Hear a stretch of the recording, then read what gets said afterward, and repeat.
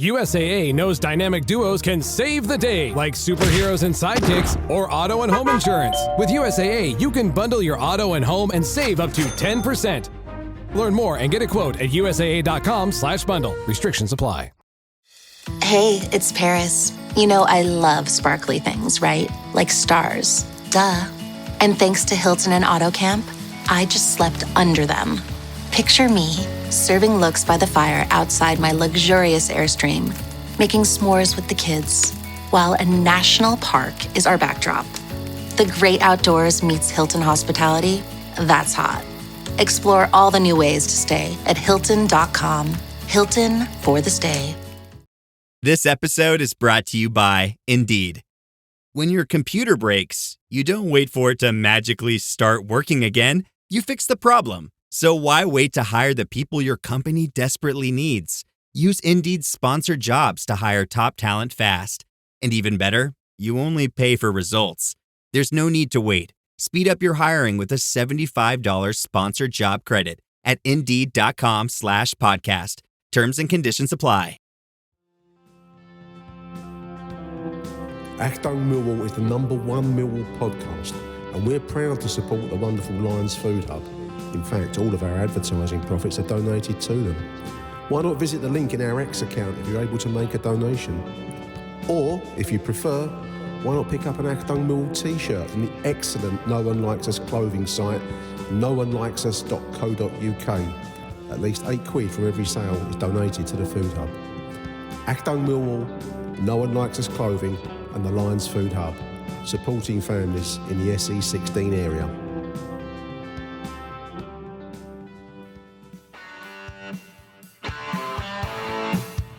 You're listening to Achtung Millwall, broadcasting from the beautiful South Birmingham. Accept no substitute. Hello dear listeners, you can forget about Oasis reforming. I've only got to reform the true rock and roll rebels of Achtung Mill history. I want to welcome to the room. I want to say thank you first of all for Barry for laying on the facilities, enabling us to do this. It's a big welcome to Barry Bongo. How are you, mate? Yeah, lovely to see you all. Great to be back. And I can't remember your off-handle. Hannibal. Hannibal. It's Hannibal in the corner. Yeah, I've been dead so long. I know. I'm back. It's Hannibal from Hoff. And in the other corner, it's the Butterfly Collector. Fantastic song choice, Peter Hurd. Hello. I'll be back. And the Archbishop. I don't call myself that anymore. Some people still do call me the Archbishop, listeners. Anyway, there we are.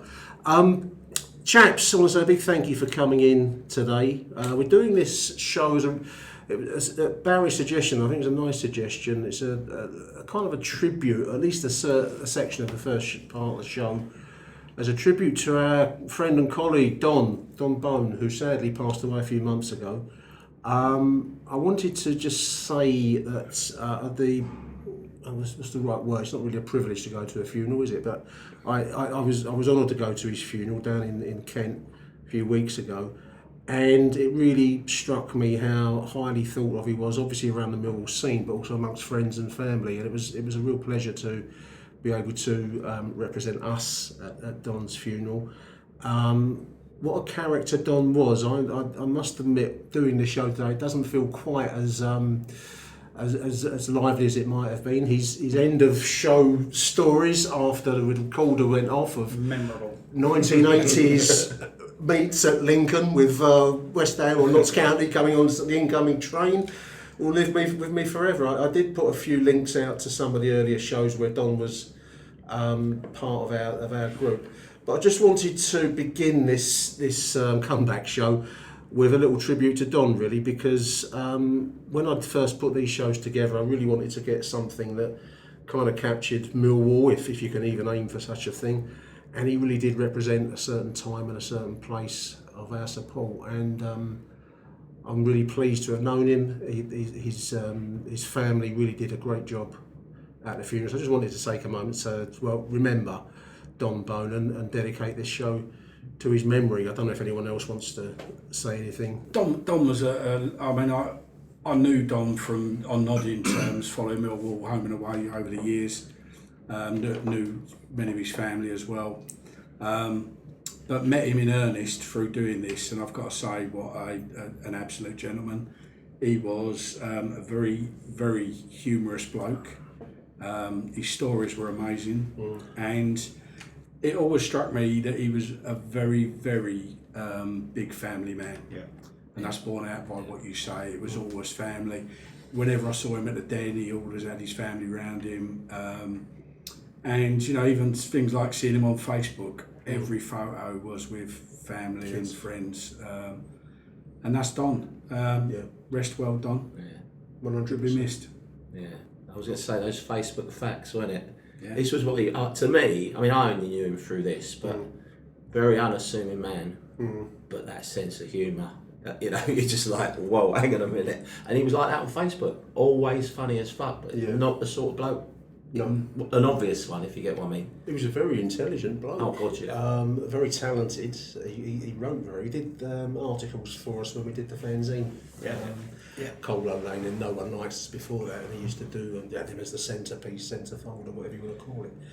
And his stuff was always good, and he was always delivered on time, which was another thing that you don't always get. But no, he was a huge fan of Laurel and Hardy, and they would always repost Laurel and Hardy clips on Twitter, X as it's called now. And I didn't know it was him at first. Anyway, in the end, it turned out William Sarstead, as he called himself, which is play on Silly Bastard, was Don. So we managed to reconnect a little bit during COVID when everything dried up. But no, it will be very badly missed, and it was a real privilege to be able to attend that. So rest in peace, Don. Yeah, I mean, thanks to you guys. You sort of invited me in about 2017, and that was the first time I met him. And we both worked in the construction industry, so I think we did a session in one of the boxes at Christmas. And I had a beer with him at half time, and we were just talking about the industry, and then he just literally got on his family, walked me out, and pointed me out his son and his wife, and they're all down there, and you could just tell what a family guy he was. But yeah, some of the stories probably afterwards are, well, they probably can't be repeated here, but they were absolutely memorable. So God bless you, Don. Love to the family. 100%, well said, chaps. And wasn't it his brother who was the architect of the Wigan play? The fly past. I think it was. I was just going to mention his brother, the pot-bellied gladiator, who used to rip me a second arsehole on the House of Fun. He would tear into me. Don was like the soft cop, and the pot-bellied gladiator was the Jack Regan of the duo, really. And I think he was the architect of the famous fly past, where, for anyone that don't know, it was Avram Grant, Mill legend, was flown on a small kind of light Cessna over Wigan, where West Ham were actually, I think they were out, at one point they were winning and they weren't going to be relegated, then fate took its... it was just after the goal as well.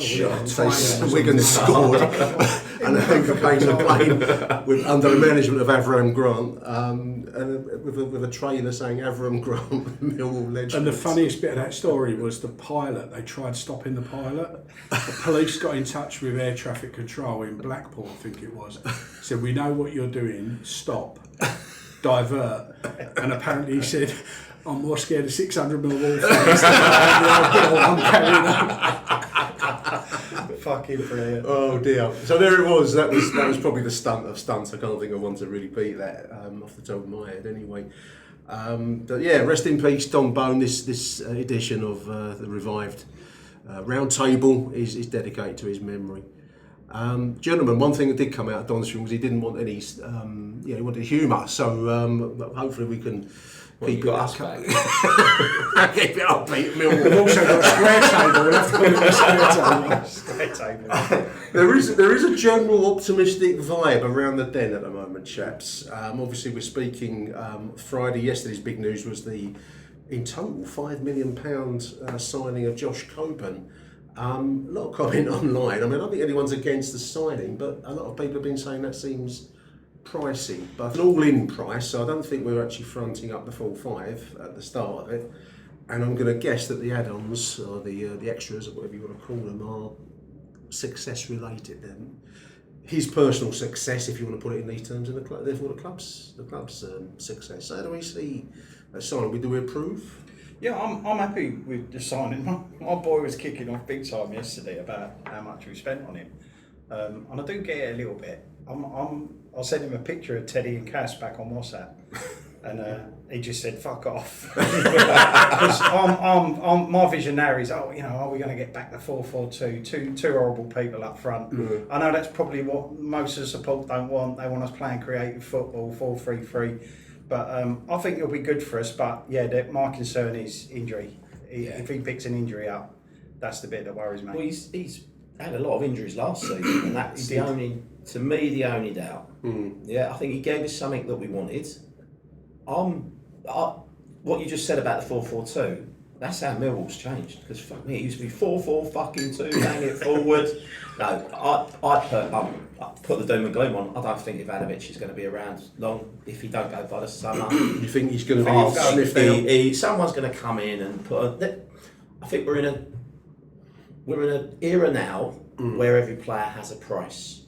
That's for sure. And if the price is right, then we will go. And if he don't go in the summer, if he bangs in 15 goals before December, someone's going to come sniffing in. Well, there were rumours of Everton the other day, weren't it? Everton I saw mentioned. West Brom as well. Yeah, I think this is one of those, we wanted him, we've got him in, and we're making sure we're almost putting our insurance in place before anything might happen, so we don't have to rush at the last minute again, like we often do. I suppose Tanganga will be in the same kind of boat. Tanganga, exactly. Another player that everyone's talking about, almost when he goes rather than will he go. But we're only just at the start of a very strange double-edged transfer window, so that's reopened again now. So we're going to wait and see what unfolds. Injury for Josh Coburn, I suppose so.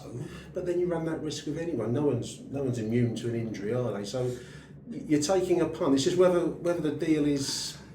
Whether the deal for the player is right. I thought his physical presence, Peter, was really opened up the serve. I thought he really came on strong as a consequence. I think also he's something different to what we've had over the last 3 or 4 years. He can hold the ball up. He's gangly. He's awkward. He plays with his back to goal a lot better than a lot of the players I've seen over the last few years. And when he sort of got in his mojo, was it 3 in the last 6 he scored or something like that? Yeah. A goal every other game when he's fit. I think a few of his injuries might have been related. I think he had a bad foot injury, and I think it just kept coming back where they were either rushing him back or it was one of those niggly things. Full pre-season, and maybe like a lot of strikers, he's a confidence player. I don't think when we first got him on loan he was really a regular in the team, was he? And he hadn't been at Middlesbrough, I think. I think he played a lot of reserve football and a lot of subs appearances. I think the fact we've signed him on, is it a 4-year contract or even 5 even? I think that will give him a boost. Yeah. And I think what was it the new manager said about you can't give players confidence, but you can take it away. Well, that was a very telling statement when he first took over, in particular about strikers, I think. So, I'm like you, I hope it isn't 5 million up front. I hope, $1 million of that is if we get promoted, and another $500,000 if he scores so many goals or whatever. I'd like to think for between 2 and 3 million, that's what you get in the Championship now. Yeah, that's the thing. And picking up on Derek's point, if we are going to lose a striker, I'd rather have one in rather than have to look for one during the pressured window and when silly money starts flying about. But you know what you said about 2-3 millions the going rate? It's not. It's much more than that now. There'll be clubs saying Millwall have only paid 5 million. Paid 5 million for a striker. We paid, what was Birmingham paid 20 million for that Stansfield one last year. I mean, many's the club that bring a £10 million striker down the deck. Well, we can all imagine who's lined up for Wrexham or something. Yeah. Bristol City sell someone for 30 million or something, who hadn't done anything in the game. The game is mad. I mean, that's the way it is. So I think this just goes to show where we are as a club still, that our supporters are still like, fuck me, we spent 5 million. Yeah. I mean, the other one we spent all the shitloads, the little Algerian fella, he got injured after 2 minutes, came back, scored a goal, and then got injured again. And what's this, our 10th season, 9th, 10th season in the Championship? We are. I think that's the longest stretch in the second tier. We are a top 10 Championship team now, so, 5 million, should we be balking at it, Well, I mean, that's the thing. I mean, I've been really struck by the impact that Alex Neil's had. I mean, and that goes to your point, Pete, about just showing players a bit of love. I mean, you know, I can't help ever get past the fact that Neil Harris didn't seem to rate the boy and didn't want to encourage him, because one of his final comments was, my young striker, he didn't call him by name, was not in the 6-yard box. Now, you know, you can say, okay, the boy should know that you've got to be in the 6-yard box to get the goals, but the public hanging out to dry part was a kind of an ugly way for it all to go. You mean Ivanovic? Ivanovic, yeah. Because Coburn was rumoured to be a Harris target. A choice, was he? That Harris wanted him, we didn't get him, and Ivanovic was the, you know, and that's why. Well, it was like imposed on. Yeah, and I, you know, I think there's I mean, that's what impressed me most about this. I mean, we'll go back, I'm sure, on all the events in the last few years that we've not covered in this, but you know, when JB passed, sadly, and very, very quickly, I think a lot of us thought, well, where the fuck are we going now? Because we didn't think his son had the love of the club. But what we've entered is a completely different era for the club. We are now looking at Brentford and Bournemouth and Brighton and picking up young players with resale values on long contracts. And like I say, I think we're quite prepared to pay £3 million for a player if we think we can sell him for 7, 8, 10 million in 2 years' time. Which is the Brentford you know, format. And you're talking about, you know, perhaps Coburn, Ivanovic, Negley, and even some of the cheap ones. I mean, you know, Matthews, the other youngster from AJ Matthews, we haven't really seen him. Zach Lovelace, we haven't really seen much of him. Have we? Lovelace is a funny one because, you know, it's a sort of coming back to it. Cundall, you know, really was brilliant in the first game, didn't do anything and after faded, that. didn't he? You know, and I think we're in that era now where we're taking those chances on players in the hope that we will be able to build them, sell them, but develop as a club, like, you know, Brentford is the model. Yeah. And now we seem to have a head coach, because he's head coach rather than manager, who seems to have bought that philosophy, and Harris never did. No, he didn't. He had a very different. No, I mean, I've said it a few times. I mean, Neil Harris performed a miracle to keep us up. Totally.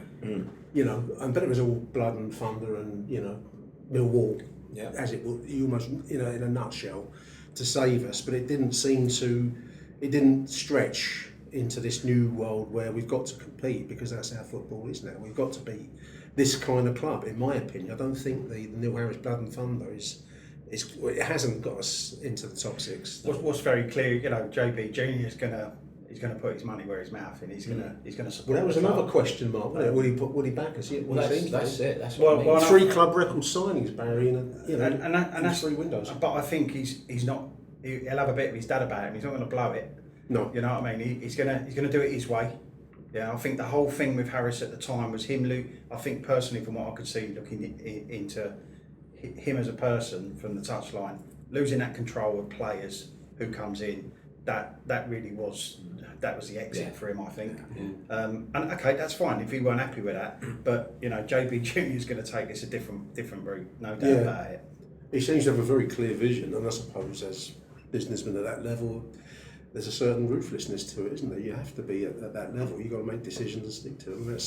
It's a little bit. I mean, it comes on to the next point I was going to move on to, which is the release of some of our longer-serving players. There's some controversy online, in particular Jules Saville, but you know, the likes of Wallace and others, and George Honeyman being let go as well. I mean, once upon a time, we might have kept players like Savon for that extra year or two, and now we don't seem to be quite focused in that way anymore. I think it's the way we've got to go, because that's where we're aiming to compete at a high level. So I'd agree with that, but I mean, I don't know if anyone knows, but what was he offered? I mean, don't know. Yeah. You know, if it was just a year's deal, you know, he's got a couple of years left in him, isn't he? He's a good player. At a level, it's the price we're paying to get that. But exactly, I think 5, 6, 7 years ago, that sort of player, you would have kept him in and around the squad. You know, working with the youngsters. You know, I love the way he put a foul in. He was a master at it, absolute master. One of the biggest mysteries is why he never got the captain's armband. Yeah. Because he was the leader on that pitch, without a doubt. Yeah. And that's the only question mark I have now, is we've got to have a very, very young squad, and I don't see any leadership around there, unless Tanganga stays. Where's the leadership? Because Cooper's not a leader. No. You know, he one of those who used to lead by example, by deed. And he's not going to get his, you know, our old school captain. Come on, lads, get fucking at him. That sort of thing. There was talk of a Stoke player, Johnson, was it? I can't remember his name now, but I mean, I didn't know the players, but as a as an alternative leader, if you want to. Put it that way. But I mean, I don't know why we got rid of Saville when we've got one in place already. Yeah. I don't know how true it is, but someone said to me that we had one of the oldest squads in the league. Well, they're looking at 18 to 24 as the focus of the age. Yeah, I think ours was 28 or something last year. It was one of the oldest in the league. Easily. And listen, Saville was an excellent. As a bit of business, that's the reverse model, isn't it? We sold him for big money, bought him back for peanuts. Yeah. He went on to play hundreds of games for us. He's an international. I liked him. He did the dirty side of the game. He was good at time wasting, getting in people's ears. But again, I could imagine he's the point in his career he's going to go to Gallen and say, I want 3 years, 2 years. Yeah. Same with George Hannibal probably. I think Wallace, we saw last year that, I love Wallace. He was like another Frampton to me. He does what it says on the tin. He's an 8 out of 10 every week. Yeah. The Cruyff turns were amazing. But he needs first team football. And, if they can go and get that, then, we move them on and we do look forward rather than back. After Zoomies at the dog park, it's time for Drive Up at Target. In goes a big bag of kibble and one squeaky chicken toy for the good boy. Drive Up that's ready when you are, only in the Target app. Just tap Target. This episode is brought to you by Nespresso and Samra Origins by the Weekend Coffee Collection. Introducing Samra Origins. My collaboration with Nespresso is a connection to my roots, to my mother, Samra. Coffee that hits the right notes. It transports you. Crafted with unique notes and bold, soaring flavors. Experience a taste that moves you. Nespresso and Samra Origins. Discover more at Nespresso.com. This episode is brought to you by Polestar. There's only one true way to experience the all-electric luxury SUV Polestar 3, and that's to take a test drive. It can go from 0 to 60 in as little as 4.8 seconds with the dynamic handling of a sports car. But to truly understand how it commands the road, you need to be behind the wheel. Up to 350 miles of range, the 3D surround sound system by Bowers & Wilkins. It's all something you have to experience to believe. So book your test drive for Polestar 3 today at polestar.com. Achtung, Millwall. There's a difference between the players who are going to take you up this next step and the players who are going to keep you up. Because let's face fact, when Harris come back, we basically had the same team that we had before he arrived. Yeah.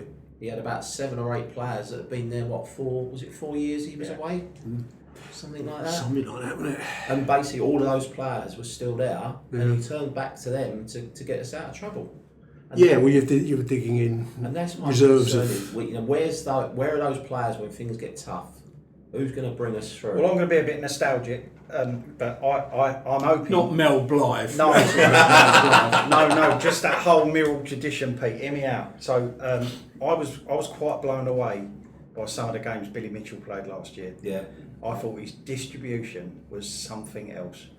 And for me, if we can get another good season out of him this year, I think I'll give him the armband next year after. I'll tell you what I think about Billy Mitchell. I think under Rowett, I heard Rowett screaming at him sometimes, saying how to play, and now the lead's been taken off him, and he's freer with Denor next to him.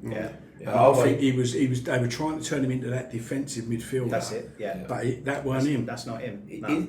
Have we got a player who's more comfortable in retaining the ball in tight spots than Billy Mitchell? Because sometimes he keeps hold of the ball and you think, I think he's going to thrive with Casper behind him now.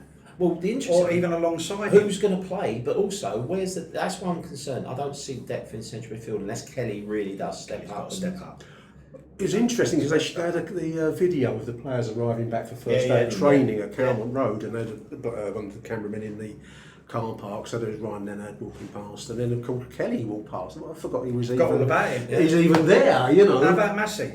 Massey, well, a couple of games he played. I don't know. He's spoken. Well, he played. Was it the Portsmouth game at the beginning of the season? And he had a cracking game. Played really, really well. He weren't ready. No, I'm not saying he was ready, but they are there. The players are there. But also going back to the confidence thing, Cooper's form improved after Neil left again. Yeah. I'm not saying Neil was like getting him or something, but he looked a different player the last 12, 14, 16 games of last year. It was the old Cooper we had back. You know what? Cooper reminds me years back. Remember Darren Ward? Who 1 minute looked brilliant and next minute was shit. And it was about who played alongside him. With him. Yeah. And I think with Cooper, you've got to have someone a little bit of pace who can bail him out if things go wrong. And I don't think he had that for a long time. And I think Tanganga's got that little bit of recovery. I mean, he's rightly player of the season, Tanganga. I mean, it's been a revelation for us. Whether we keep him, another point on my list here, is a question we don't really know the answer to at the moment. Well, I've heard he's going to the Wangers over the wall. That one, sort of, I thought that got kibosh, but there was talk of him going to Napoli. No, was it Bundesliga? Mind you, this is I've used AI listeners to generate out there was Millwall talking points. There was we didn't have that 4 years ago, did we? There was interest from overseas, put it that way, and we get more money, don't we? Because the release clause is 1.2 for a Premier. If he goes to a Premier League club, But if we can get him to Bundesliga sides or wherever. And listen, I mean, again, that's a different angle of how Millwall have moved on.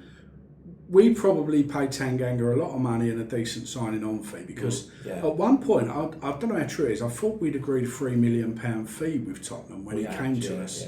And then when we got him on a free, it was like, has Levy lost his mind? You know, suddenly we're getting him on a free.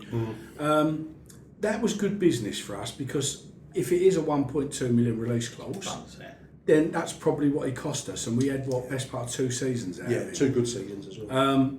If he wants to move on and he's good enough to move on, again, good luck to him. You know, personally, I didn't ever think SA was a £14.5 million player, but I'll take the money all day long. 100%. I'm not saying he weren't a good player, but he weren't a £14.5 million player. He looked brilliant for us. He seems to have faded in Crystal. Not that I followed him, but he hasn't really had a lot of chance, I don't think. And I think when you look at SA and look at Palace, because I see a lot of Palace people, I know people who work there and stuff like that, and they've thrived on buying championship players with huge potential and turning them into absolutely fantasy. You got Eze, the other Eze, Wharton, players like that who have gone on from being prospects to being stars. He's going to go. And I think Eze is probably in that bracket, but he's waiting for the chance. And the rumour is Eze's going off to Spurs, so then maybe that'll be his chance. You know, I mean, but didn't he sign that contract with that deliberately so we could get that fee for him, didn't he? Yeah, he stayed on it. I think he signed a 3-year contract with us.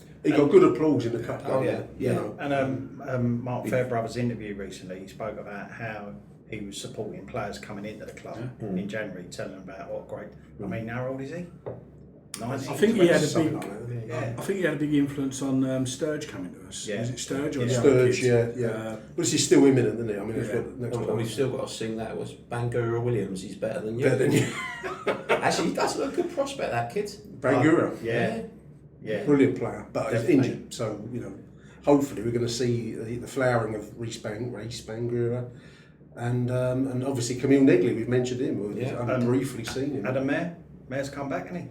He's kind of been in and out. He was on Bromley, wasn't he? They moved him around a little bit. He was playing wing back and left back quite a lot. Was he? Yeah, he wasn't playing winger.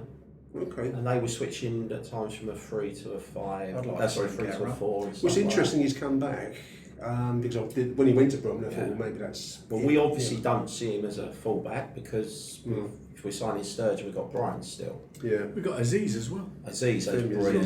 He's had a good season, fantastic player. He's had a great season, and a very decent boy. I was at that end of season dinner and I met Billy Mitchell, who, just going back to a touch in the conversation, seemed to be really aglow with Alex Neil. You know, when you talk to him, I only had about a minute to say congratulations on the season. But he just seemed to, he said something along the lines of the manager clearly sees me as having a good future here, and it just seemed to be he's almost buoyed with excitement, which is, he's only a young boy really, so you kind of expect that. But because he was out of contract, wasn't he? Was he? I think he was out of contract. I don't know if he's actually even signed a contract, is he? But I think I thought he was. Maybe I'm wrong. Maybe he had an option on it or something. But that attribute. I mean, I don't really know Alex Neil. He always comes across a bit, stern, Scottish, and doer. But I think he does lift players, and from what I've seen of the likes of Femi Aziz, he seemed like a really decent boy. Going back to the age of the squad though, and I think this was one of the problems when you've got an older squad. They're a little bit more hard-nosed, a little bit hard-bitten. Yeah. I think younger players buy into philosophies more. Yeah. They buy into managers more. They listen to them and do what they're asked to. If you're someone who's been the same old thing under the same old manager for 10 years, someone comes in and says, and we saw it with Joe Edwards. Yeah. We saw it clearly with Joe Edwards. No one he was had chewed any up, belief basically. in what he was about to do. No, and it lasted 5 minutes. But the geezer's an excellent coach. Look at what he's done with Lampard and commentary. I think Alex Neil is Joe Edwards with a bit more spine and a bit more arsehole. More experience, I know, and he's got a lot more experience. But I think if he says it, you can listen. Whereas maybe with Joe, I think he's that new style of old manager, if you get what I mean. And what I mean by that, he's not an old Redknapp Allardyce. He's quite a young type. bloke, actually. He's not a young coach. He's that in-between manager, if you get what I mean. Part manager, part coach. Yeah. You know. Danny Mack, new contract, Peter. Are we pleased about that? I think so. I mean, he got a bad injury, didn't he? And I think to a degree the club have their duty bound to look after the players, stood by him. I always like Danny Mack. I think, again, he's Millwall through and through. He brings the Millwall, doesn't he? Yeah, and I just wish he could hit a better cross, the final ball. He gets up and down the pitch really well. Great engine on him, isn't he? I mean, the game against Watford when he got their bloke sent off, I mean, he destroyed the bloke, didn't he? He absolutely. Well, he did it twice, didn't he, in the same season, I think. Fantastic, but it's just there's no end product with him. He needs to get out on the training ground and learn how to cross a ball, Yeah. Has he ever scored a goal? I don't think he has, has he? Well, I can't think of one. But we've got Teddy and Cass up top now. He can be Phil Coleman. Danny Salmon. Or did he score two goals, but in the same game or something? Danny Mack. I don't know. Something in the back of my mind is there's something silly about him. But his final ball is, when you look at Camera, when he was playing right back, I used to back him in my bet builder for getting assists because he could cross a ball. And I just think, wow, if and he had a right back. He had a right back. So let's ask this question: how are we going to play if we're going to put two up top? Well, it's got to be something akin to a 4-4-2, or are we possibly going to a 3? Is he going to a 3-4 hybrid? I'm assuming he's going to play two up top. You don't know. He may always have one of them on the bench to bring on. You just don't know. Now you've got all those little buzzy players around, and we don't know what things like the kid from Brighton, Baker, Benny, Kundle already, and Negley could play as a 10, and Edgar Williams. But the other one I'm going to intrigue by the other lad I mentioned earlier, Matthews. Yeah, because we've barely seen him. What's he going to be? What is he? Yeah. I mean, I presumed him to be a bit like a Josh Coburn. But I'm always going back to the old days, and more of a Moody and Harris, so the big man and the little man might be the way ahead. Because we've got Langstaff, who's still here. Who knows what Kevin Nisbet's going to be? Fucking hell! But I mean, looking at the formation, I'm struggling more with the midfield. Yeah, that's where we're short because we've lost two players who did a job in midfield. Denore is obviously going to be one of the first names on the sheet if we keep him. I'm surprised no one's come in for him yet. Mitchell probably is the other central midfielder. If we're playing with wingers as opposed to wing backs, then we've got Aziz, Negley, we've got Maya is a wide player, and we've got Marco. I don't know what formation we're going to play. No. It could be the one up front again with plenty getting forward and flooding forward. I don't know. We've got to get more goals. We've scored 47, 48, from 46 league games. And that's been over the last 4 or 5 seasons. One a game just. And it's like lots of 1-0s and 1-alls.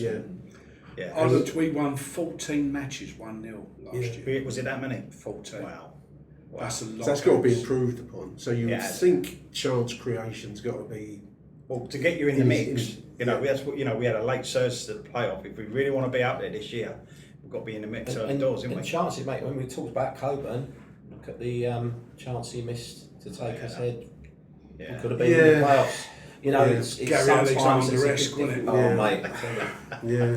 You know, it fine margins, and Yeah. sometimes you just can't afford to miss those chances. Not at this level. You know, I think it's quite strange to think of us at this level, because I don't know about, we're all of a certain era around this table, listeners, but we're used to it being kind of 3,000 at Cold Blow Lane, aren't we? And and now we have, let's mention it, the potential, is there or isn't there Saudi Arabian interest in us? But if there isn't, the fact that people are talking about it says that we are of value there. I thought you was going to walk in the door with him. Yeah. That was going to be shake your money. I thought that was going to be the shock for today. He was going to join us. Is anyone a boxing fan? Because I mean, I'm not. I am. I've just seen bits and pieces about it, and he seems to have really shook boxing up, doesn't he? Yeah, he has. Turkey Alex. Yeah. I don't know enough about the boxing scene, but I did read or hear that he wanted a London venue because they don't get along with the O2 arena, and they wanted a boxing a venue that can handle big boxing matches. Yeah. I suppose the Den maybe fits.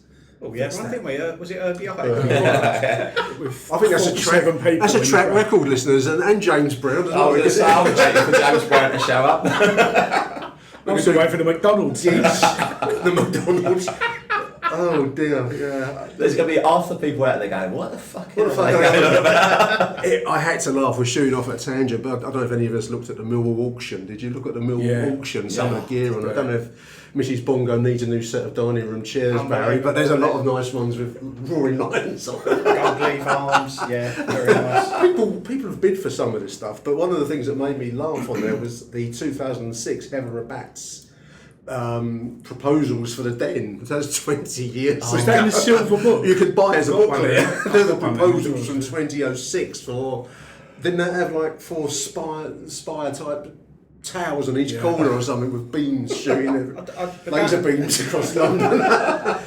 But going back to our Saudi Arabian friend, as soon as it come out, I just thought, there's no way the Berrison family are going to sell out to him. They don't need the money. They don't need the money. They're in for this, aren't they? Unless he was, Well, let me on. I think we do need the money. No, I'm talking about them as a family. No. Do they need to call their money up? Probably not. But what I mean is, we had those plans afoot to go and build down at Brands Hatch, do all singing, all dancing, the training ground academy, and the word is the finance for that got lost when JB passed. Sadly, all of a sudden. And of course, the world's a very different place the last few years as well. So it's not easy to raise money. This whole idea of the Den Bermondsey development and all that stuff. Have you ever been down the river and looked at Battersea and seen all those empty flats? Because no one wants to buy the bloody things because all the investors aren't coming anymore. We've sacked off the Chinese and the Russians. Yeah. And what we do need as a club is the finance, if we're going to do it, to progress that. I mean, they keep putting a bit more money into Camont Road and building this up and building that up. But they wanted to do that Brands Hatch, lovely training ground to make the players feel great, and that's what apparently is missing at the moment in terms of finance. So I got it that he wasn't going to actually buy the Berrelsons out, but was going to invest a stake, a 30%. But then you read so many things. Well, these are all rumours. Yeah. I mean, one of the stories was there was never any contact anyway. It was just him talking publicly through the old Palace mouthpiece, Jordan. Yeah, our friend. Who knows? I mean, I think that the question will be really if there were Saudi Arabian money, would it settle up what the Berrelsons have put into our club since 2006? I think John Berrelson first appeared on the scene. Yeah. I don't know how much money he must have spent. It's got to be 40, 50 million. I don't know. Keeping us afloat and going. I think the figure had got to about 78 years ago. And it went significantly higher in COVID and afterwards. Yeah. And look at the last 2 years. Yeah. Although the commercial guy on that really good interview, Brother, says that this might be the first year we actually show we're in the black. Crowds are good. The crowds are. You look at the crowd numbers on average over the last. And the TV money is now significant. Since we get 22 live games or something now. Yeah. I think we get about 9 or 10 million. But also, there's 14 in for SA, 7 for Fleming. Yeah. That all would have fallen in. So And again, it goes back to, is that now the model? And I reckon I ended up sort of in my fine-tuned brain, the salaries of the players we've released, and I reckon there's 5 million in salaries there, even conservatively, gone out the door. Right. Probably not.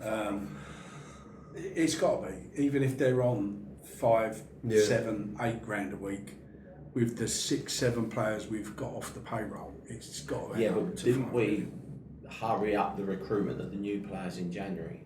I think we brought a few in earlier than we were expecting, weren't we? Well, we've had a few that we haven't seen, so presumably they're expected to come good in this campaign. Kelly was brought more quickly than we expected. Same with Lovelace. I guess we couldn't expect to see him at some point. Lovelace has been injured, hasn't he? I think. Yeah, and Baker has got to build up his hamstrings or something, isn't it? There's all sorts of bits and bobs. So strange investments for the future in a sense, buying players. Well, I think we bought them because other people were interested, and they were players we had earmarked. That's almost Chelsea style, taking them off the market. No, I actually, joking aside, there was an element in that in there. I think Kelly, weren't it? There was certainly a case of bringing him in early because they thought we could contribute. I think the others were players that, the opportunity was there before someone else did. Certainly with that Matthews, there's a lot of interest in Matthews, wasn't there? But the thing I liked with that transfer window, when we bought, was it 8 players? 7, 8, Yeah. The thing I liked about that is none of them were in the press radar at all. No, they came out of the blue. No. And I think that's what we're going to do this time. I think there are probably irons in the fire. Yeah. And the first, who'd heard of Mihalovic before we bought him? I was like, where'd he come from? We paid how much for him, Yeah. And even Neil Harris's manager didn't like him by the sound of it. I didn't want him, so it was a club signing. But we seem to be doing something right, and I think our scouting network has improved abroad. I agree. The Denores, the Flemings, the Mihalovics. So I'm hoping that we'll just get some little rough diamonds in that nobody's heard of. There'd definitely be some. There's that fucking Scotland.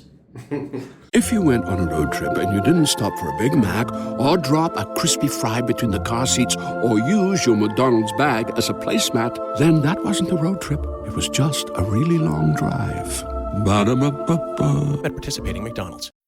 Hey business owners, we know you know the importance of maximizing every dollar. With the Delta SkyMiles Reserve Business American Express card, you can make your expenses work just as hard as you. From afternoon coffee runs to stocking office supplies and even team dinners, you can earn miles on all your business expenses. Plus, you can earn 110,000 bonus miles for a limited time through July 16th. The Delta SkyMiles Reserve Business Card. If you travel, you know. Minimum spending requirements and terms apply. Offer ends 7/16/25. Ryan Reynolds here from Mint Mobile. With the price of just about everything going up, we thought we'd bring our prices down. So to help us, we brought in a reverse auctioneer, which is apparently a thing. Mint Mobile Unlimited Premium Wireless. How to get 30, 30, bit to get 30, bit to get 20, 20, 20, bit to get 20, 20, bit to get 15, 15, 15, 15, just $15 a month? Sold! Give it a try at mintmobile.com/switch. Upfront payment of $45 for 3-month plan, equivalent to $15 per month required. New customer offer for first 3 months only. Speed slow after 35 gigabytes if network's busy. Taxes and fees extra. See mintmobile.com. Achtung, Millwall. You can hear Achtung Millwall via all of the major podcast platforms, including Spotify, Apple Podcasts and Amazon Music. You can even tune into us via YouTube. Ooh, Arcatin. New signing got a Max Crocombe. I always think of Mrs. Slocum. Don't they? I don't know. There's a lot of people listening who won't even remember her. Mrs. Slocum. There's a goalkeeper cover, I suppose, whilst Lucas Jensen rebuilds his fitness again. I wasn't surprised to see Liam Roberts go. It's a shame in a way because I thought he actually looked a decent cover goalkeeper. I thought Roberts, but I think the whole Palace thing broke him. I think. Oh yeah, the aftermath of that. I don't like to use that word lightly, but I think it broke him. He was ill or injured at the end of the season. I think there was just he didn't want it. Was it his choice? Do you think, or was the club suggesting he leaves? Who knows? Probably a bit of both, I would have thought. I heard he came third in the Player of the Season, so he would have got a trophy, which would have been, they had to deal with that because he didn't want the publicity, because obviously the press would have been on his case, and the hounding that he took. I think that whole experience, because he was not a player of any great name before, was he? I mean, I've not really come across. It's like this Crocombe. Who is he? Burton Albion. New Zealand got number 1. Apparently. Jensen came in. I'm still not entirely convinced. He's a decent shot stopper, isn't he? Shot stopping. I don't like him coming for crosses. He gets a bit hesitant. There's a little bit about him, and but we ain't going to see him until Christmas. Isn't there some suggestion there might still be another goalie coming in? There's got to be, isn't it? Is there? I don't like. Sorry, I forgot his name. The little fella. Evans. Don't like him. Sorry, I'm not a person. Apparently, Evans, he looks very small in the goal. Very highly rated. He had a lot of clubs trailing him as a youth player. It just didn't work for me. Robin Horn looked small in the goal, didn't he? He was 5'9", wasn't he? Yeah, he wasn't big for a goalkeeper. He wasn't a big bloke. We've gone back to smaller keepers than he used to be. Certainly. Yeah. But as looking on from high up in the stand, you look at Evans. I thought he looks like a boy in there, up against some big lumps. Well, I thought the last 2 games he had a bit of a stinker at Blackburn, although the whole team had a bit of a stinker at Blackburn. But he looked really confident in the last couple of games. I thought the home game he was man of the match, wasn't he? Yeah. He handled the ball well. He was making good saves. Well, we had no choice. He had to play. So. Yeah, you need 3 goalies, don't you? Yeah. Every club needs 3 goalies. You've got to have your number 1, your number 2, and the one who you call when the game gets tough. Because when Evans out on loan and they recalled him. Yeah. Let's move along. A lot of, we've mentioned the Millwall auction, which has got some funny things in there, in my opinion. I used to work with a bloke that would only buy his clothes from second-hand clothes shops, and we used to call him Dead Man's Shoes because he would literally buy shoes out of there. The reason I mention that is there is a Millwall suit, if anyone is in that category out there. If you wanted to do suit and you went with a Rory Long, it's a free suit working all these places. It was a free piece. It looked really, really nice, but it was blue, but the badge was blue. And I actually physically zoomed in on the picture because I thought, they've just brought a fucking suit from M&S and put it on there. But it is a Millwall suit. But I don't know, I think it might be a little bit tight for me, the one that they had. Is it extra medium? It depends if it was the players or the stewards. Take some out in the league. I always fancy one of the cup final suits. Do you know the grey ones with the wall lining? Yeah. I fancy myself in one of them. Yeah, this one's got Millwall lining. Yeah. There were some strange things in there. You had like the medical rooms, human skeleton and muscular. It was like half skeleton, half muscular. What would you do with that? Where would you put that's that? what happened to Kevin Nisbet. Most importantly though, what has happened with the carpet? The Millwall carpet. They must have. The den must have been refitted. They cleared all this stuff out. Do you know what? Joking aside, when you talk about the club moving forward, I've heard that is going to be a bit special. It's not just the exec club that they've ripped out. They've ripped out all the offices and everything apparently. Right. And I think the exec club now is going to go right up to the windows almost, where you can see the match and whatever. And there's going to be 3 different bar areas, isn't there? Right. Cheap, medium, highly expensive. Put it on expenses. I mean, the beauty of it used to be so cheap, didn't it? Yeah.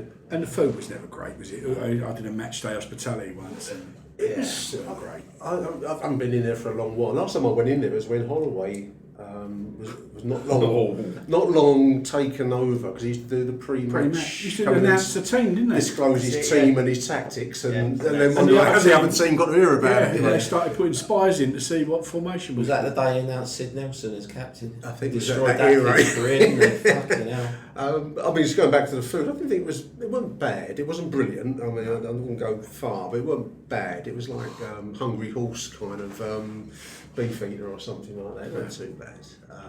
But it's going to be interesting to see what they've done with the ground, because I mean, I'm guessing all those fitments and things on the auction were all originals from when we first moved in, so they've got to be 25 years old, more 30 years old, 1993. So some of this must have been original. We won't see half this, will we?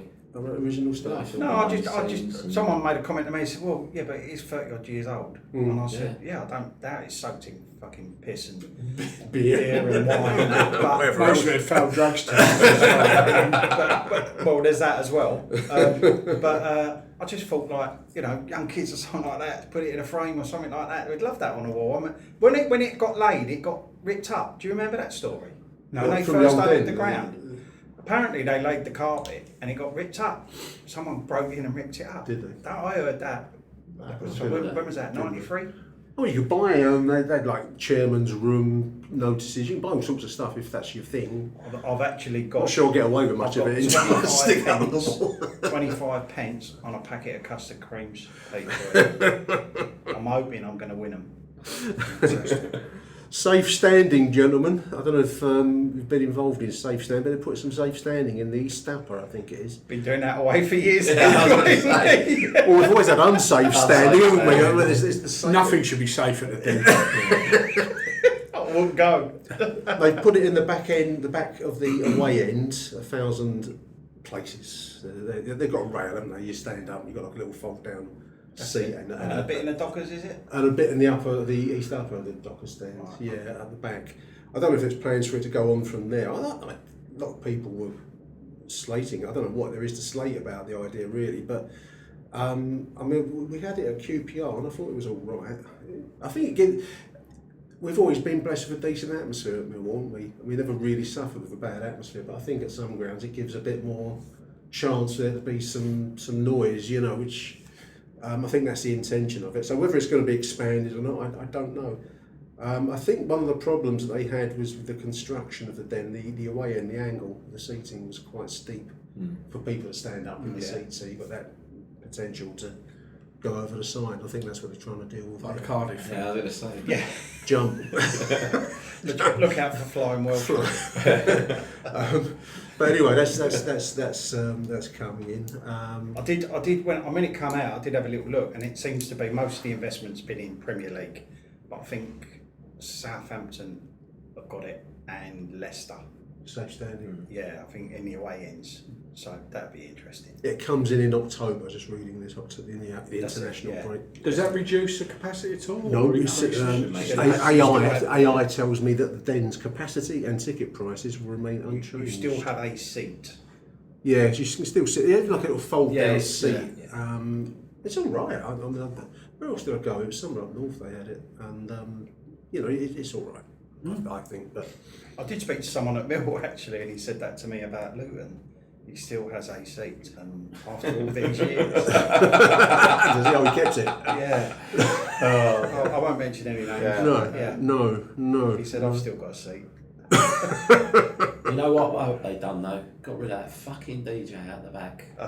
That drives me mad because down the back is such a bottleneck. The fan zone. Standing there listening to him playing. They had him up on the decks upstairs, didn't they? Oh God! Drive me mad. The delights of the. Because you know how bad it is back there. Anyway, it does get very. Because everyone comes from opposite directions, and Yeah, they had a band playing around there once, didn't they? Oh, they did that for a while, didn't they? Yeah. But that's tucked away. But in when the they put up niche, that big bit at the end, everyone's just funneled in. Oh. Yeah, there we are. Fixture release day. I mean, this always generates a lot of excitement. Fixture release day, and you've got to play everyone anyway. But it's just, I think it's just anything to talk about. We'll isn't be it? playing on my birthday. James McLean's Wrexham will be coming. I think it's the second game of the season at home. I think so. He said he wanted to come to the Den, and I think he's going to get his wish. Yeah, very warm welcome. Very warm welcome with Wrexham with their Hollywood connection. So that's going to be an interesting game. But Norwich away to start the season. It's quite a tough start, isn't it? Yeah, is it Middlesbrough at home? Middlesbrough, first home Norwich game. away, Sheffield away, which is a bogey ground, isn't it? Yeah, so Sheffield United away. It's a tough start. I think we're going to get a swift idea where what kind of season we'll have from those opening sequence. Little trip to Charlton on the 13th of September away. Yeah, that should be good. Yeah, there's some interesting fixtures. We get the train. Of course. Do you know what? I looked at the fixtures. I looked at the league. I think that's going to be a tough league next year. Birmingham will have money. Wrexham have money. I think Wrexham are going to come massively unstuck and get relegated. When you look at the pre-season odds, they're making them like full favourites for promotion. I can't get it. All their players, they've got players up front who are like 35 years of age. They might buy some new players, but my God, I just look at it and I really hope they do come unstuck because. The same with Birmingham, really, because they're just trying to throw money at it. But every year you look at it like this, don't you? Oh, that team, the other. And I think perhaps, was it last year or the year before, was probably our best chance when it was a bit weaker. This year, who knows, because Leicester look like they're in big trouble now, don't they? Because the financial Sheffield Wednesday have been in with 3 transfer windows. I think they've not paid their players or something, I read the other day. Or they're negotiating to get them paid. But look at what happened. The teams that came up, the teams that came down went back up. Yeah, but then you look at Luton, come down and come down again. Yeah. I think it'd be interesting. Rex, I'm with you. I think Ipswich will struggle. Yeah, I think Ipswich will struggle. I think Birmingham's going to be interesting because they will throw money at the club. Yeah. If they get to January and they think so, they will throw money at it. Sheffield United should keep some momentum, really, shouldn't they? Do you know the team I fancy in that league? Not to win it, but I'll tell you who I think I'd do well. Swansea. They finished the season really strong. Yeah. They're playing some nice football. Yeah. They seem to be doing it the right way. There's a team called Millwall in there, might do all right. Are we excited for the new season, champs? Are we looking forward? Does optimism reign? I'm always optimistic, Nick. At the start of the season. Always. I never do pre-seasons, although I've quite enjoyed it. I was just going to go on the friendlies because I don't. Because last year I managed to watch the Spanish games. You had a little holiday, did you? No, I didn't go actually. I know a few Millwall went, but no, I don't normally do. But yeah, it was quite nice to watch them. Who else we got? We've got Wimbledon. Sutton United, South London tour, Bromley. Yeah, I think Team Bromley. We're missing Wellingham. Normally play Dartford as well. I just thought it was going to be interesting games. We just debated it earlier. How's he going to set up?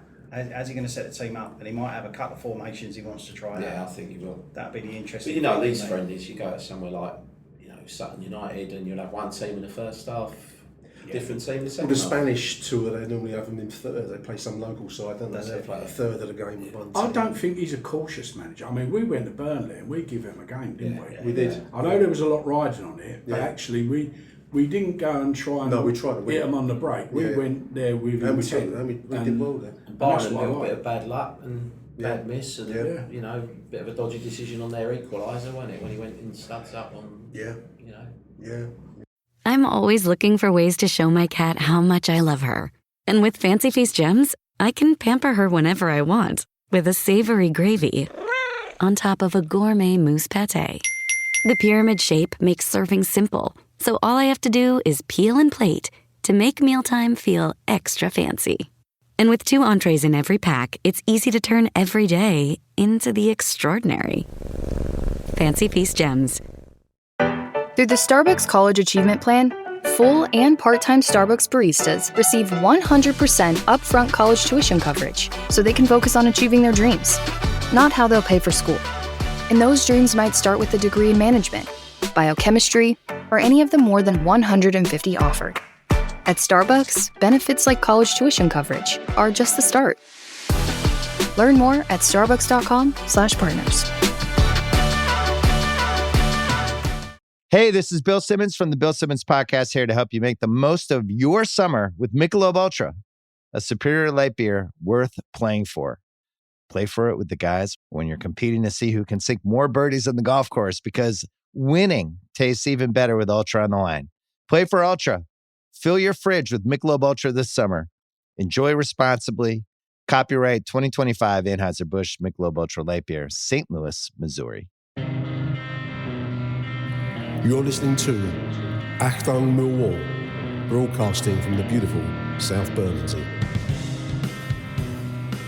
Gentlemen, it's 140 years of Millwall this season. This is our 140th anniversary of the club. I saw someone on Mill Online say, why are we doing 140 years rather than wait to 150? And That's a good question. Well, someone replied, a lot of people might not make to 150. Which we weren't. I'm surprised we made it here.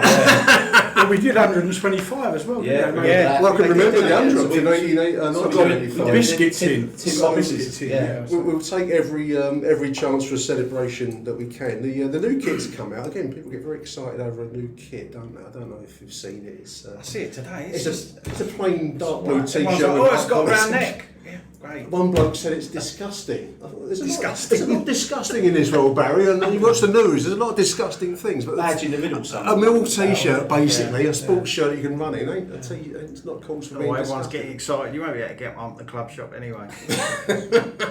So the season is imminent, but I thought as it's 140 years, I thought we'd go around just to finish this off. Memories of your first ever game at the Den. Can you remember the first time you came to Millwall, who that team was, when it was?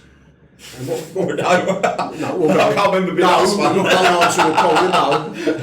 Roughly. And impressions first time you came to the Den. I mean, I can start us off because I think I've said this before. My first ever game was in 1972, and it was against Portsmouth.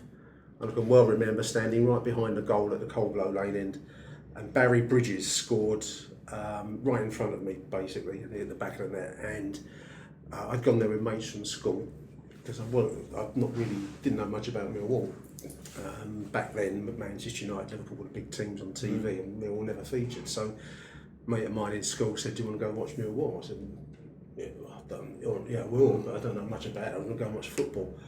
So anyway, and it was the season where we nearly got promoted.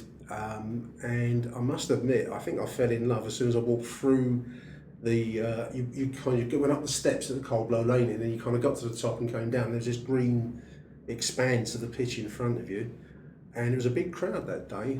I've since discovered it was 22,000. I thought this was a normal crowd then, and of course that was one of the biggest crowds I'd ever been in. Yeah. First time I went there, I was a kid. And there was just an explosion of noise when we hit the back of the net. We were chasing promotion, about a month to go to the end of the season, and it was Barry Bridges who scored. And I can well remember, even now as I'm speaking, I can visualise it, the swish of the net as it went in. And there was the other memory which I think I've mentioned before, but I'll mention it again. Is there was a bloke, horrible looking, fat. He seemed to have no neck, and I called him No Neck because he seemed to have his head set into his shoulders. Yeah. And he used to have this greasy, horrible Mac. And he used to go to the den, and he'd have like an old-fashioned wooden radio. It must have took those big square batteries, ever-ready batteries. It must have weighed a ton. He had it on his shoulder. He'd listen to other scores. It was his pleasure to shout out the wrong scores. So he'd be listening, and he'd shout out, "Man United's getting beat 3-1, and they might be winning," or he'd shout out, "Liverpool getting stuffed 5-0. They weren't. They might be. And that was his. And he would lacerate our own players. I remember him calling Dunphy a cunt. Right, so because you walk past there, and you cunt Dunphy. That was his pleasure, was just to spread misery. And I can remember him now as I'm talking. So that was my first game, 1972, and the memory of No Neck shouting out wrong scores. So, any more for anyone? What was your first game? I think I've done it on a previous show. So I was born in Bermondsey, Guy Street in '66. A year later, I was the youngest of five. My dad moved us to New Addington in Surrey, and I remember 14 coming home to my mum and said, "I've got a ticket for Palace Saturday." And they said, "You better run that past your dad and your brother." Right, we had a bite to eat, and they literally dropped their knives and forks. And they were like, "Fuck, are you going now?" But my dad just couldn't afford to pay for us all. Yeah. So my brother, Mickey Two Horses, he'll listen to this. He bought my ticket. He was working, and my dad took me in the seats, and it was Brentford. Right. I think we beat them 3-1. Right. And I just sat there fucking numb for 90 minutes. I could not believe what I was hearing and seeing. And I can't remember coming out this ground and having taking in a load of breath and thought, fuck it, I want to do that again. It was. That was it. We were in the seats up towards Coburn, where the tunnel was and all that. And my brothers and that were all in there, and I'm sitting there with my dad, and I couldn't fucking believe what I was hearing. And great memory. But then that was that ground as well, wasn't it? Yeah. That goes to your grave with you, that place. In his book, Danny Baker describes Coldblow as being like being plugged into the national grid. Like you put your finger in there, isn't it? And you've got electric going through you. And it wasn't always like that. I was going to say, we all have... Certainly was on the day. We talked about the atmosphere at the den earlier. Yeah. Yeah, sometimes it's great, but sometimes it's... I think it beats a lot of other places. Oh, it does when it's going. But I think we all know there's been times when it's... But I do agree. Well, it's not always... Not always pumping, is it? No, I mean, but a lot of European visitors now probably need to learn the songs, don't they? So we need to. They buy well in the club shop. Though, well, yeah, and I was teaching two Italians behind me towards the end of the season, but no one likes us, and their English was terrible. Although it was better than my Italian. It is folk. Was it the last game of last season? I think there was some lot started singing. I can't remember what it was, but something. And we're like, we had a French guy be like, "No one is liking us. No one is liking us." Well, on my language, But no, it is something we see down there all the time, and actually, it does help the crowds. There's no doubt about that. It does. There's a lot of. I can't knock it. I mean, the average crowd last season was up 15,000 something. Yeah. The highest it's been. I'd love to know out where it sits in our records in the new ground, because it must Well, if be you look at the, one of the top 2 or 3 seasons I've I was looking at the season where we nearly got promoted under Mark McGee. Yeah. So that'd be what, 2002-ish, something like that. I think the average gate for that season on average was 9,000. You know, there was some big crowds. That was just after the membership scheme, though, wasn't it? Maybe. Yeah. Remember the membership? Remember, someone used to call it the Millwall lost 5,000 or something. Wasn't it? Yeah. Because our average gate had gone down 5,000. But you look at the numbers. I mean, it might have been higher than that, lower than that, depending on what division we're in. But you know, that was the kind of crowds we were drawing. But not now. It's been noticeable. I was surprised they kept up as they did last year. Yeah. That's the early part. But just on the averages, though, I mean, the second year we were in League One under Doherty, what's now the Premiership, when you look at our average crowd, admittedly it was a relegation season, but we were playing Arsenal, Liverpool, Man United, Chelsea, Tottenham. They were bringing 3,000, 4,000, 6,000 fans. Our average home crowd that year was about 11,800. I was going to say 12,000. So to be knocking 16, 17 now, it's not that bad, really, when you look historically. It's pretty good. Consider the size of the ground as well. Yeah. But it's interesting because, it was 10 years ago, we were, like I say, probably under 10. I mean, we were struggling on. Well, it's 20 years ago since the infamous 2005-6 season, when we had about 5 managers. No, we had 5 chairmen, didn't we, in one season? We had about 8 managers. Do you remember that season? De Savary.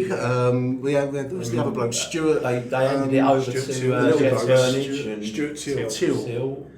Heather Rabat's got involved. Oh, that was when we started having our fun and games down there. Yeah, that's right. Remember that? We had Millwall Fans United. Oh God, what was the defender's name? I can't think of his name now. The lumbering defender that took over at one point.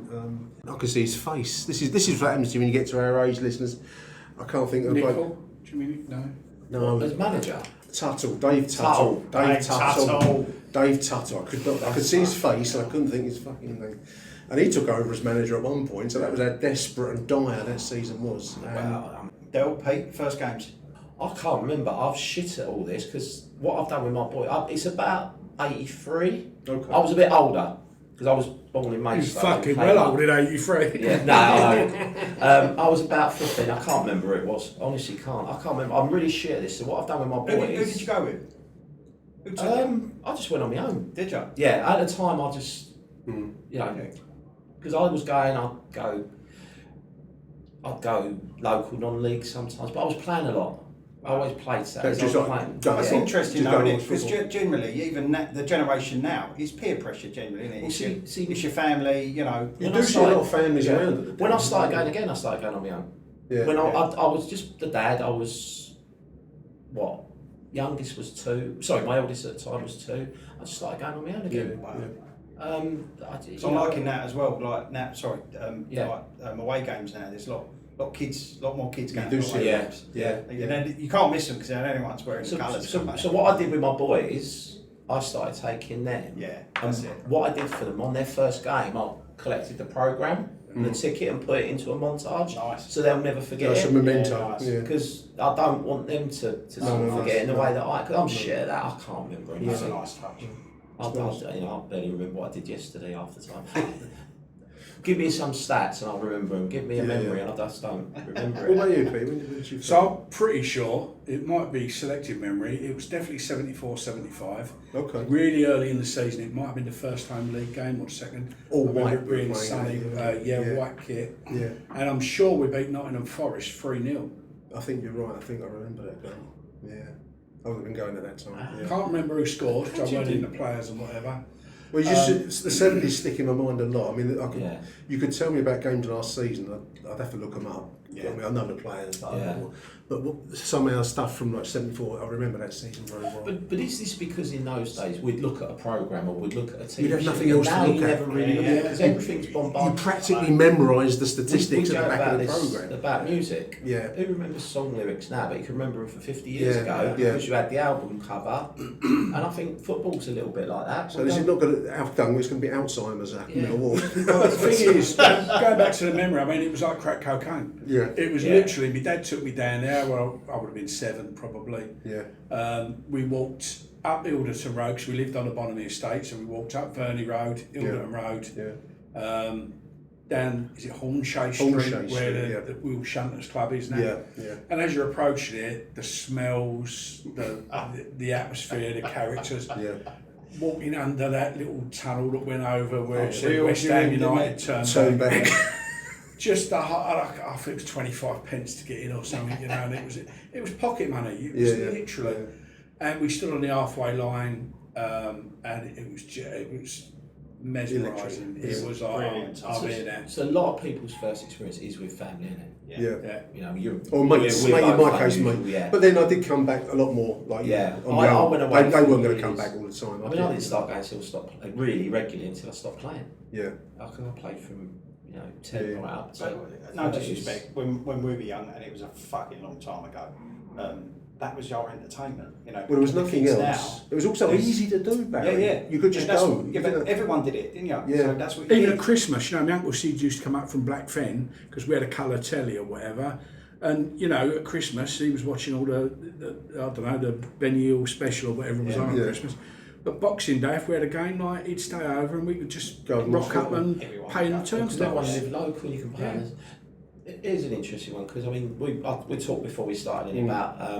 I nearly lost my way with it. Got fed up back November time, and the key for me was Burnley game was shifted to the Sunday. Right, and I couldn't go. Right.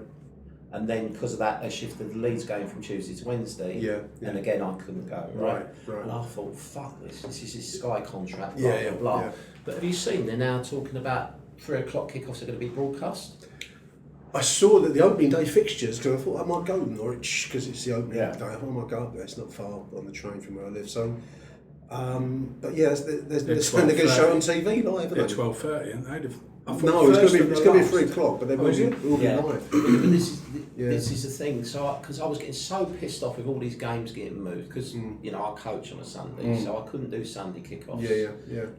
Wednesday night was our training night. They kept moving all these games. I kept missing all these games.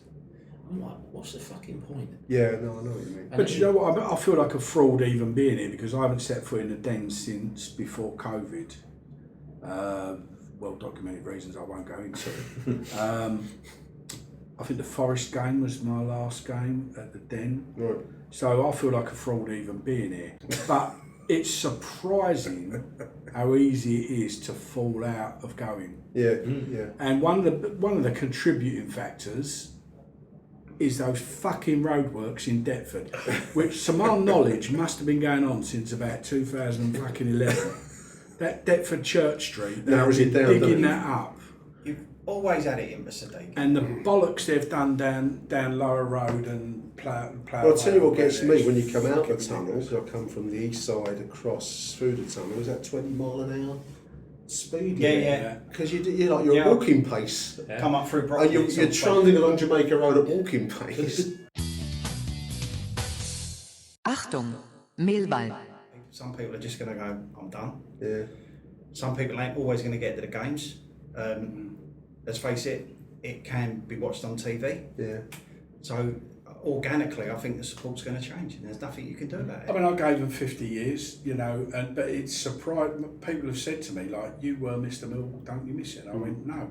Because the thing that I enjoyed most was the banter with the blokes I sat with, the laughter, the piss taking and all that. And we were never sanitised. You couldn't sanitise some of the people I sat with. But literally, that was what made the day. And I think if I did go, I'd probably enjoy away games more than I do. Yeah. They're a bit more real. Yeah, a lot of Yeah. But with that, it'd have to be with that group, Pete. That's the thing. Yeah, as I said, like, realistically, I mean, I wouldn't go back because I just wouldn't turn up on my own and sit in a different part of the ground or whatever. No. So, maybe I will go back, I don't know, but it's just easy to fall out of love.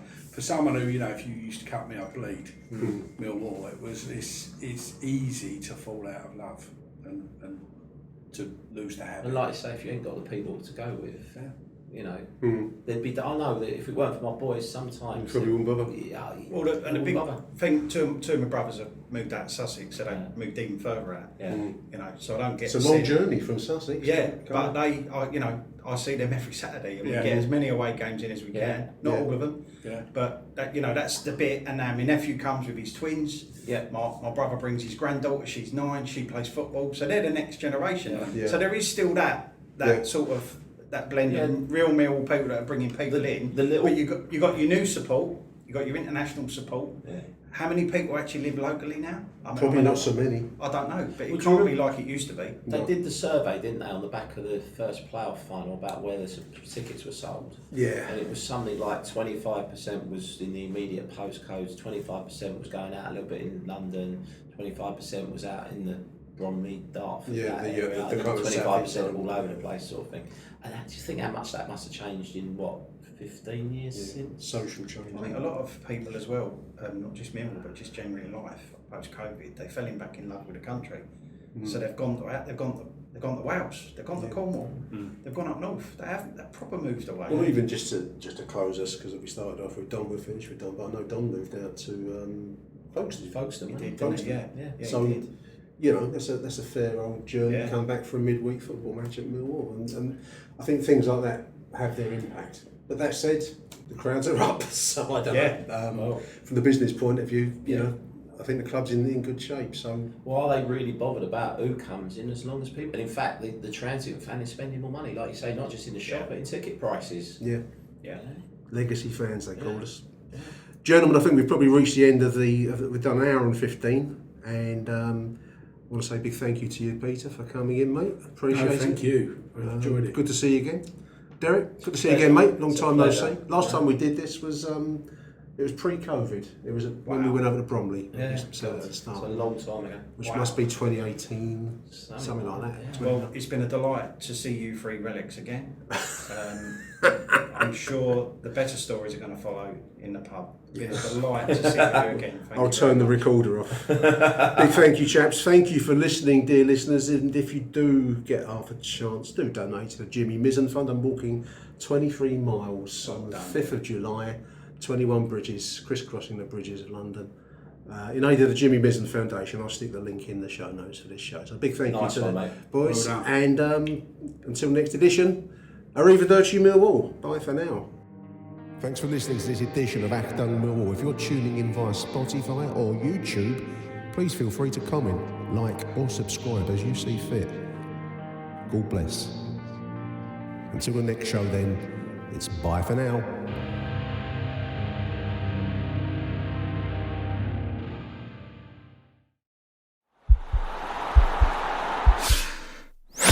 This podcast is part of the Sports Social Podcast Network.